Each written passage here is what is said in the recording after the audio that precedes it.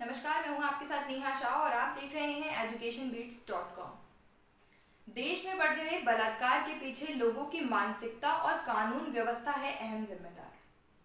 आज हम बात करेंगे बलात्कार के मुद्दे पर।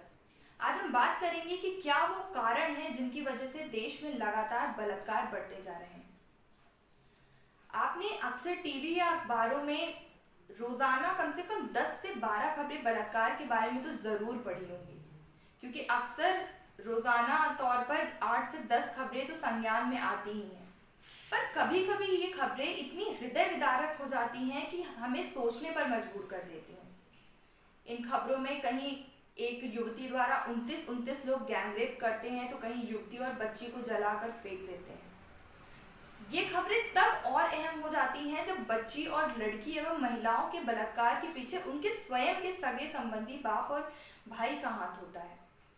ऐसे मौकों पर हम क्या करते हैं?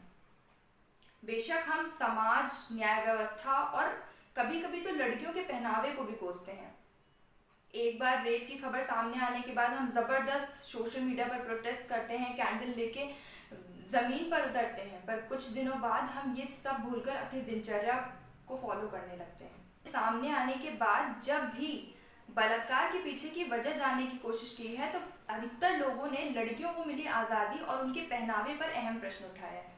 जबकि हम एक आज़ाद भारत में रहते हैं और हमें पूरी आज़ादी है कुछ भी पहनने और कुछ भी करने की। इसके पीछे, बलात्कार के पीछे की वजह कभी लड़की का पहनावा नहीं हो सकता, क्योंकि बलात्कार तो 8 महीने की बच्ची का भी होता है। उन बुद्धिजीवियों से पूछना चाहिए कि एक 8 महीने की बच्ची किस तरह का पहनावा करे। क्या वो साड़ी पहने? क्या वो सूट पहने? इतना ही नहीं, आपको बता दें कि बलात्कार के पीछे की वजह अगर हम जाने तो इसमें लोगों की मानसिकता और युवाओं की गंदी आदत भी शामिल है। अक्सर आजकल हम लोग देखते हैं कि आज का युवा नशे में धुत रहता है। जाहिर सी बात है कि नशे में एक युवा को एक युवती सिर्फ एक सामान मात्र लगती है। नशा एक गंभीर समस्या हो सकता है जो बलात्कार को बढ़ावा दे रहा है।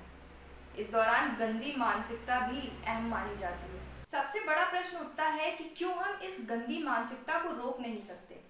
क्यों हम इस गंदी मानसिकता के कारण हो रहे बलात्कारों पर पाबंदी नहीं लगा सकते? क्यों हमारे देश की कानून व्यवस्था इतनी कमजोर है?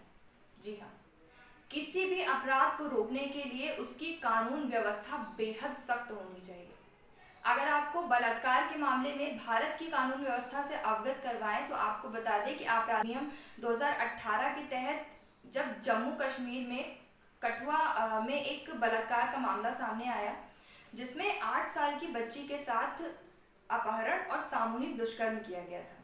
इस घटना के सामने आने के बाद देश भर में जबरदस्त प्रदर्शन हुआ और प्रदर्शन के दौरान सिर्फ एक मांग उठ रही थी: अपराधियों को फांसी देने की। इस दौरान आपराधिक कानून अधिनियम 2018 के तहत पहली बार प्रावधान लाया गया कि 12 साल से कम उम्र की बच्ची के साथ यदि बलात्कार होता है तो इस केस में अपराधी को 20 वर्ष का कारावास और मृत्यु दंड दिया जाएगा।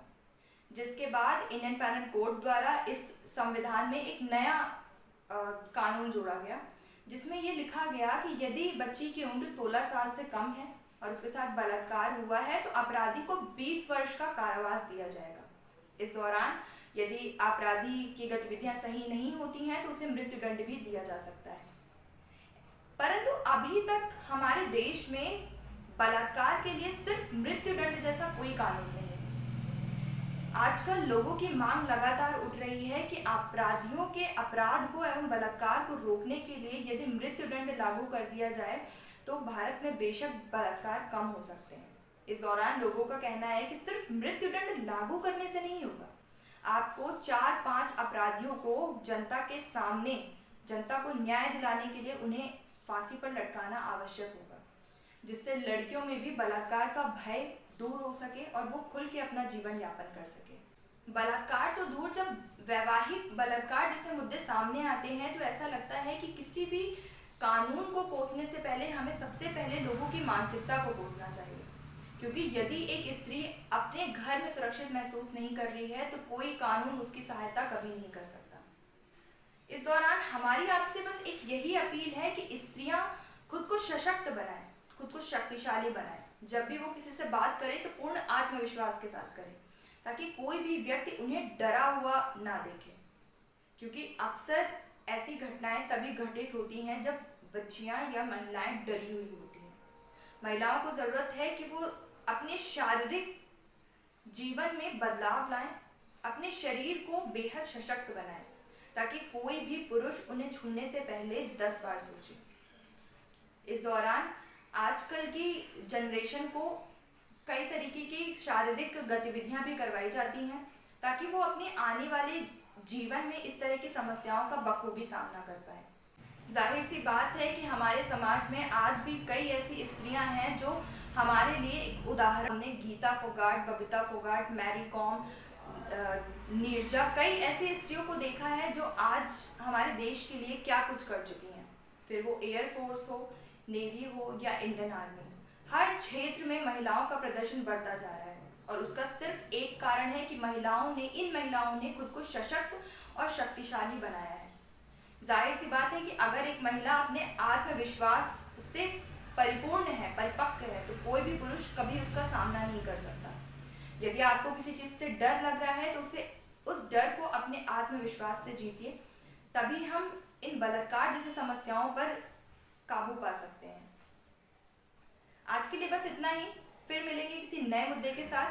तब तक के लिए देखते रहिए educationbeats.com।